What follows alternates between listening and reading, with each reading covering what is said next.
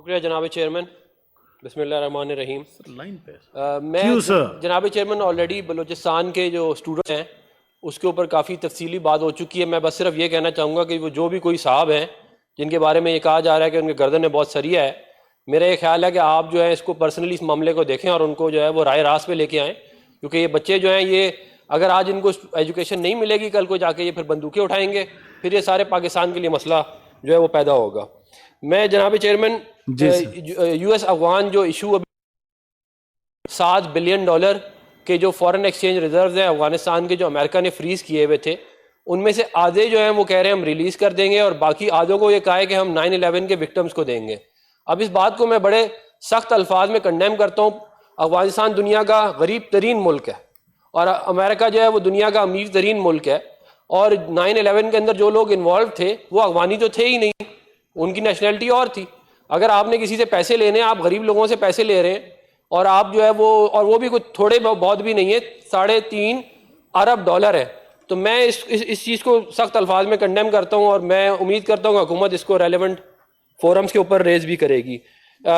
اب جو بات تھی وہ موب لنچنگ کے اوپر میں بات یہ کرنا چاہوں گا کہ ہماری جناب چیئرمین اسٹیٹ کی پالیسی پچھلے کئی دہائیوں سے اس طرح کی رہی ہے کہ ہم نے ریڈیکلائز کیے ہیں ڈفرینٹ سیکٹس کو اپنے جو بھی ایجنڈا تھا اس کو پورا کرنے کے لیے، اور اس کے پھر ہم نے بڑی ایک قیمت ادا کی ہے، بم دھماکوں کی صورت میں، سیکٹیرین وائلنس کی صورت میں. اور اب یہ جو موب لنچنگ والا معاملہ ہے یہ ابھی سیالکوٹ میں آپ نے دیکھ لیا اور ابھی یہ میاں چنو میں ہو گیا، اور یہ ایک پورا تسلسل اس میں آ رہا ہے. اس کو ہمیں چاہیے کہ اس کو ابھی روکیں، اور اگر اس کو ابھی نہ روکا تو یہ آپ دیکھیے گا ہر چوتھے دن کیا کہتے ہیں ہر گلی کوچوں میں ہر جگہ یہی ہو رہا ہوگا.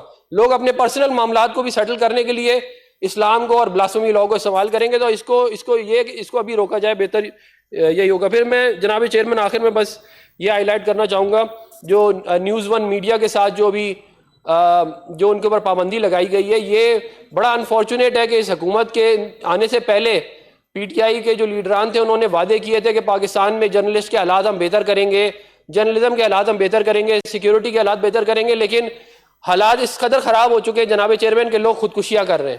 لوگ تو کر رہے ہیں، جرنلسٹ خودکشیاں کر رہے ہیں. کراچی میں ایک ایکسپریس نیوز کا جرنلسٹ تھا، اس نے خودکشی کی، اور اس طرح کے دیگر ہم نے جو ہے وہ واقعات سنے. اور پھر اس کے علاوہ بڑے بڑے اینکرز کو جو ہے ان پہ پابندیاں لگا دی گئی ہیں.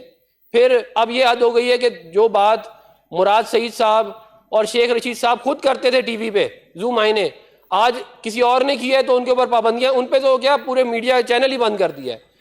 اس کو میں سخت الفاظ میں جناب چیئرمین میں کنڈیم کرتا ہوں، اور اس کی وجہ سے ہماری انٹرنیشنل ریٹنگز خراب ہوتی ہیں، کیونکہ پوری دنیا میں وہ دیکھتے ہیں کہ آپ کے ملک میں جرنلزم پہ فریڈم کتنا ہے.